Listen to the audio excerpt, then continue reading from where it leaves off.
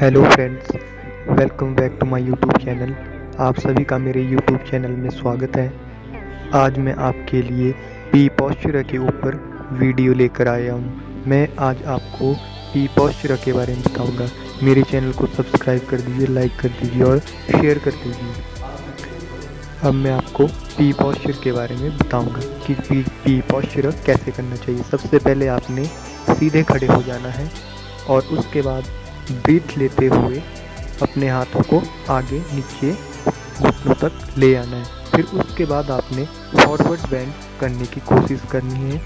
जब आपको लगे कि आप फॉरवर्ड बेंड करने में कंफर्ट हो चुके हो तो उसके बाद आप पी पॉस्चर कर सकते हैं। ठीक है, जैसे मैं आपको वीडियो में करके बता रहा हूँ कि सबसे पहले आपने फॉरवर्ड बेंड की प्रैक्टिस कर लेनी है पी पॉस्चर शेप के लिए। ओके, देन उसके बाद अपने हाथों को ट्विस्ट करते हुए ऊपर थाइज की ओर लेकर जाना है घुटनों के पास, और फिर उसके बाद अपनी गर्दन को बिल्कुल नीचे कर लेना है, बाजुओं के साथ सटा लेना है आर्म के साथ। ठीक है, और ये हमारा पी पॉस्चर रेडी हो गया है। ठीक है, तो आप देख सकते हैं कि मैंने पी की शेप को जो है बना लिया है फॉरवर्ड बेंड से। ठीक है, P posture alphabetical yoga premier series.